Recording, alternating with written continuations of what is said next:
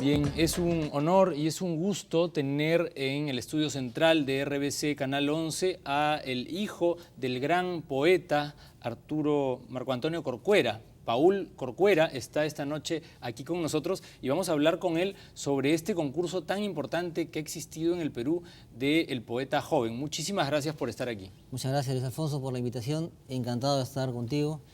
Hace 2 días, ciertamente, hemos hecho la convocatoria a la 10ª edición del concurso del poeta joven del Perú. Y esta convocatoria no se entiende si no se consideran los antecedentes. El año 1960 se hizo la primera convocatoria de este concurso. Y desde allí ha habido una convocatoria cada 5 años, hasta el año 99, se adelantó un poco la novena, que ya por tema de salud mi padre no podía atenderlo. Yo te felicito, digamos, por la iniciativa de retomar esto y quiero mencionar algunos de los que han ganado este concurso. Sí, sí. En el año 60, Javier Heró, ¿no?, empató con César Calvo, dos grandes, ¿no?, el autor de El Río, ¿no?, digamos, y marcó pues ya una época, ¿no? Y todos, o sea, después en el año 65, ¿no?, Manuel Ibáñez y Winston Orrillo, y así, ¿no?, cada 5 años la poesía se veía pues premiada, ¿no? Ya que lo mencionas, Winston Orrillo, que fue el ganador, como bien mencionas, de la segunda convocatoria, nos escribió una carta, una misiva, con ocasión de la convocatoria hace un par de días, porque él por tema de salud no podía acercarse, pero palabras muy bonitas referidos a este esfuerzo que hace la Fundación por relanzar un concurso en el que él fue ganador, digamos, de la segunda convocatoria, y se da cuenta del impacto que significa ciertamente para toda la sociedad. Claro, José Watanabe es otro de los galardonados, de los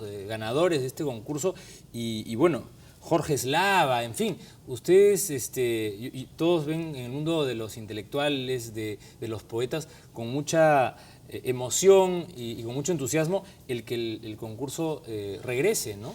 Sí, la verdad es que sí, lo hacemos con una ilusión muy grande porque sabemos que si mi padre estuviese vivo estaría siempre promoviendo esta actividad, porque él tenía en la cabeza una idea muy clara de que había vocaciones muy preclaras en la literatura peruana y que era muy bueno que se pudiesen potenciar.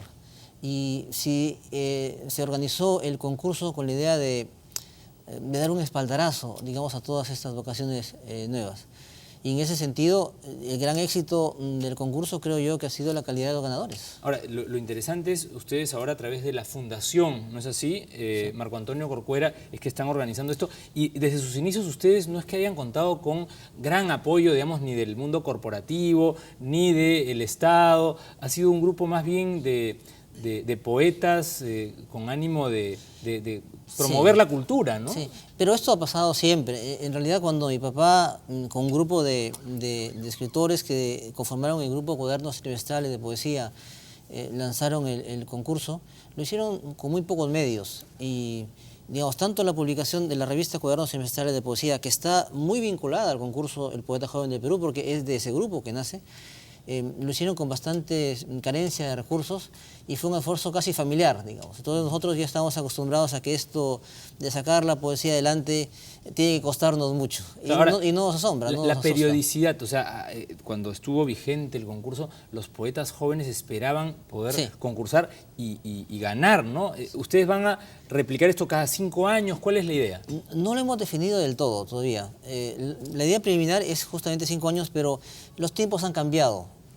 Y entonces es probable que decidamos alguna cosa distinta, aunque no puede ser tan periódico y tan seguido, porque justamente tiene que haber una cierta distancia entre las generaciones, de tal suerte que haya también como un nivel de competencia mayor, digamos, ¿no? Yo te agradecería, digamos, que para que nuestra audiencia todavía se enriquezca más, nos cuentes quién fue tu padre. Tu padre fue uno de los principales poetas y promotores culturales que difundió en el norte del Perú, en Trujillo, digamos, toda esta movida cultural, después estuvo por Lima. Cuéntanos tú acerca de tu padre. Bueno, mi papá nació en Contomasá, que es una ciudad que está al sur de Cajamarca, pero casi toda su vida la vivió en Trujillo. En el año 40 participó, ya está estudiando en Lima Derecho, en los Juegos Florales de la Universidad de San Marcos. Y a colación de de esa ocasión, digamos. No, pero tu padre no solamente participó en los Juegos Florales, sino que los ganó. Bueno, ganó una mención honrosa en esa ocasión, pero allí fue donde distintos poetas se pusieron de acuerdo y decidieron formar este grupo de cuadros trimestrales de poesía, primero en Lima, y entonces hubo algunas ediciones que se presentaron, y después ya el año 50, en Trujillo es cuando se relanza un poco, porque ya hay un grupo de poetas como mucho más enfocados en esto. La ciudad también permitía mucho, porque era una ciudad con una pujanza cultural importante. Ahora, yo entiendo que tu padre también formó parte del grupo de poetas del pueblo, ¿no? Ciertamente, sí. Sí, eso es de la época que estuvo en Lima, digamos, y estuvo primero en este grupo y después en el Cuadros Trimestrales, y siempre dedicado, digamos, a la poesía.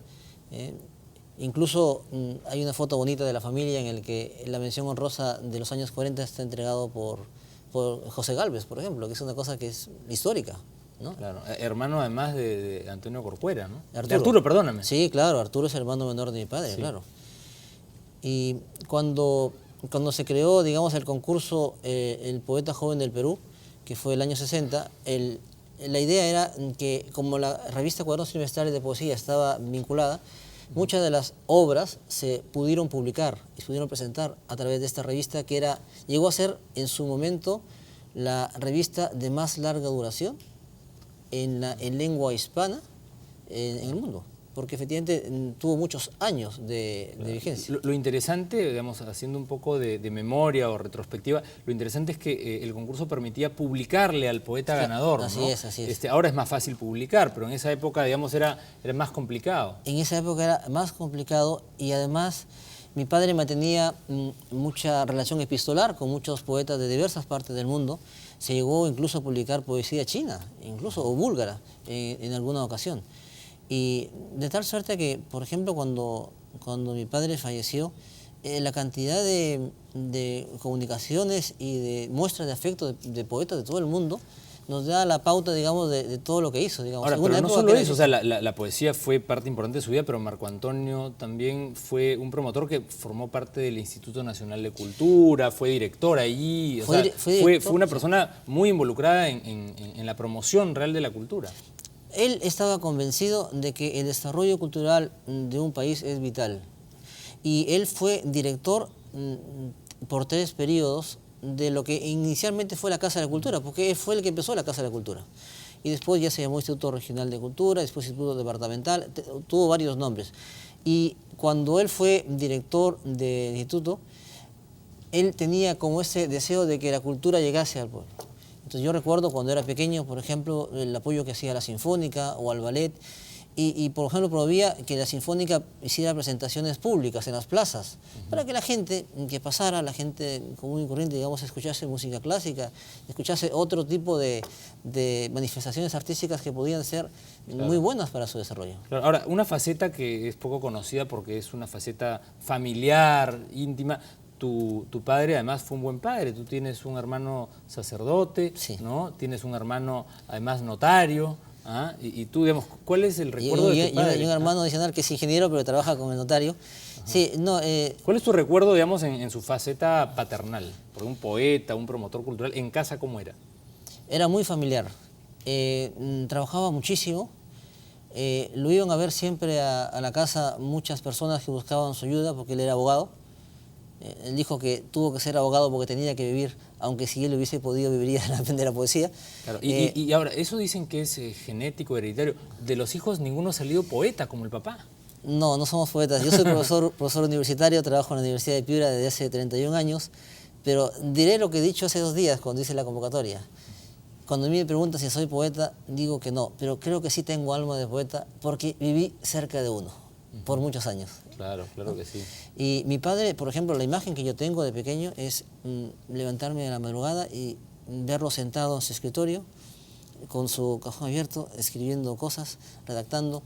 Yo tenía una facilidad también para escribir cosas, y entonces él siempre me pedía que le revisase los textos, que le ayudase a mirarlos. Entonces a mí la verdad es que yo la imagen que tengo de mi padre es que es una persona muy cercana, muy familiar, pero muy muy personal, o sea, muy de entablar contacto con las personas muy a fondo. Bueno, yo te felicito, además, por la iniciativa. Además, este es el centenario de tu padre. Se hace como un homenaje, además. Qué orgullo debe sentir tu padre desde donde esté, pues, espiritualmente, ver a sus hijos exitosos y llevando adelante su obra, ¿no? Promoviendo la cultura. Es como su mejor legado, ¿no? Verlos ustedes involucrados en el mundo de la cultura con el mismo empeño. Sí, yo ahí diría dos cosas. Uno es, creamos el año 2003 la Fundación Marco Antonio Corcuera.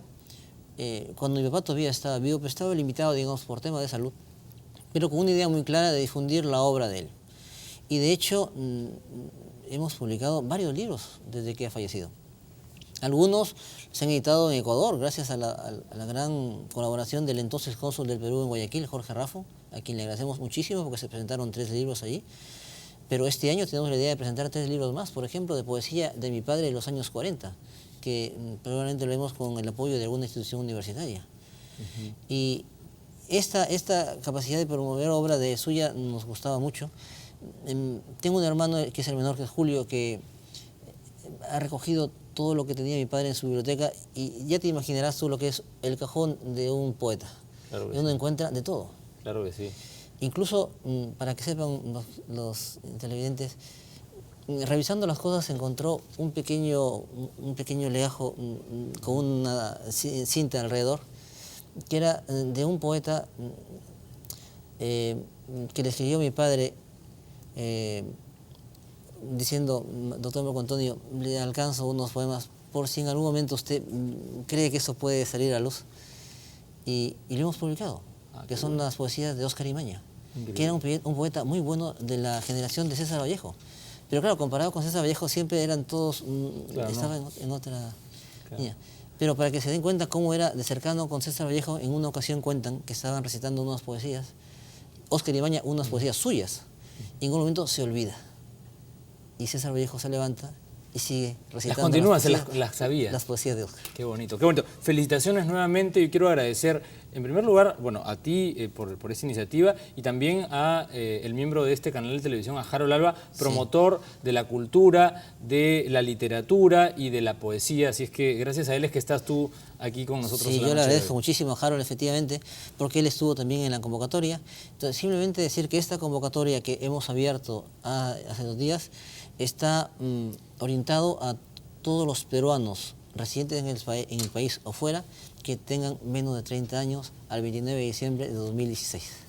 Muy bien. Entonces, animados todos a escribir, lógicamente. Muchísimas gracias. Muchísimas gracias otra vez. Muchas gracias por invitarme al programa y en cualquier otra ocasión estaré contigo. Claro que sí, excelente, muy bien, muchísimas gracias otra vez. Hasta luego. Bien, y yo me despido, no sin antes de renovar nuestros votos, no solamente para hacer análisis político, económico, sino en el caso de Harold, el compromiso es con la cultura, con la literatura, con la poesía, en el caso de Eric Keckling es con la música y en el caso mío también con el deporte, un esfuerzo, y con el derecho por supuesto, y un saludo y los mejores deseos para nuestro equipo de motonáutica que está en Paraguay participando en el campeonato sudamericano. Éxito a Carlos Torres y a todo el equipo de nuestra delegación peruana. Bien, yo me despido, los dejo con lo mejor de la programación de RBC Canal 11. Hasta el lunes.